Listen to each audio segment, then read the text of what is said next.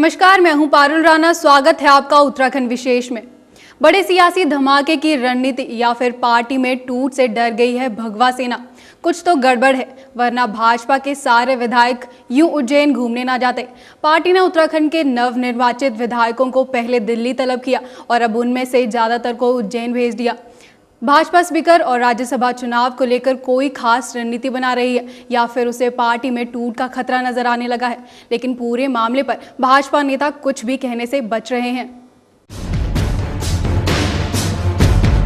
बड़े सियासी धमाके की रणनीति या फिर पार्टी में टूट से डर गई है भगवा सेना।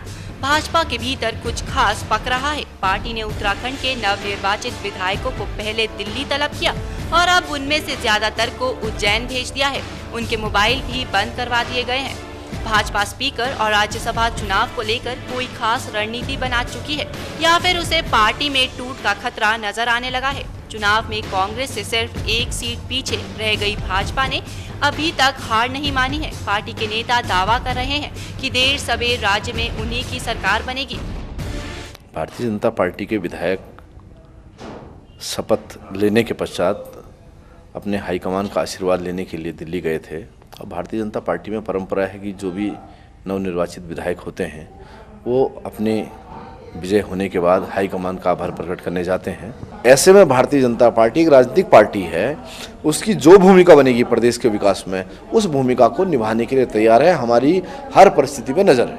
ये तो पार्टी का मंथन है, हमारी परिस्थितियों पे नज़र है। वैसी परिस्थिति के अनुसार पार्टी रणनीति तय करेगी। अगर स्थिरता राज्य को देनी है तो भारतीय जनता पार्टी अपनी भूमिका में आएगी।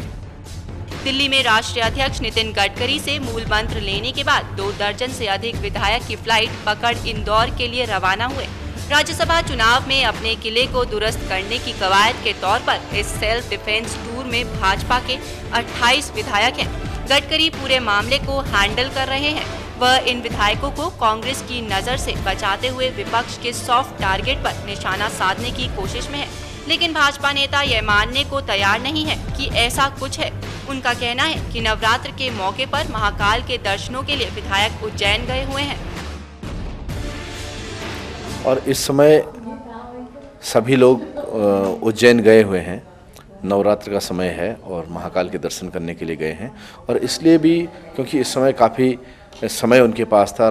प्रदेश में राजनीतिक गतिरोध बना हुआ है और कांग्रेस की जो दुर्गति आप देख रहे हैं, अभी तक कांग्रेस अपनी जीत का दावा कर रही है। 32 अपने बता रही है, 4 का समर्थन 36 बता रही है और 39 उसका आंकड़ा अपने समर्थन का है। मगर जब 11 विधायकों ने शपथ नहीं ली है तो आप उनकी मुख्यमंत्री पद की वैधानिकता को देख सकते हैं और भारतीय जनता पार्टी इस पर सवाल उठाती है। विधायकों की लोकेशन किसी को पता नहीं चले और कोई इनसे संपर्क भी ना कर सके।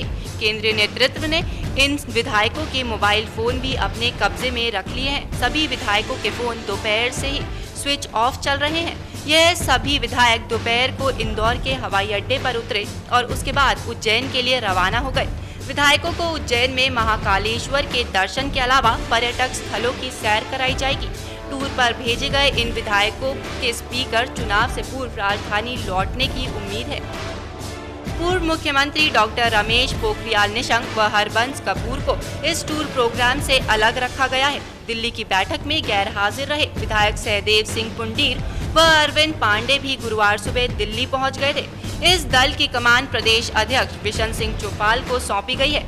भाजपा प्रदेश प्रवक्ता ने कहा कि यह कोई रणनीति नहीं है, बस प्रदेश में कांग्रेस के अंदर राजनीतिक उठापटक चल रही है। इस वजह से भाजपा विधायकों ने घूमने का कार्यक्रम बनाया। एक चीज़ उज्जैन जाने का नहीं है, हर बार जब भी विजयी होते हैं भाजपा के उम्मीदवार वो हाईकमान का आशीर्वाद लेने दिल्ली जाते हैं। पिछली बार भी सभी लोग दिल्ली गए थे, लौट के आए थे।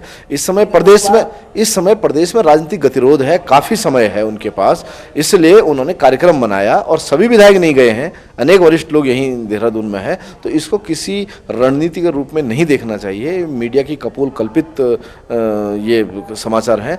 शाम तक या कल तक हमारे सभी माननीय विधायक देहरादून आ जाएंगे। भाजपा नेता भले ही यह बोले कि यह सब मीडिया की बनाई हुई खबरें हैं, लेकिन उन्हें कौन समझाए कि धुआं वहीं से उठता है जहां आग लगी होती है। सौभाग्य मिथिला उत्तराखंड के लिए देहरादून से लेक अहमद की रिपोर्ट।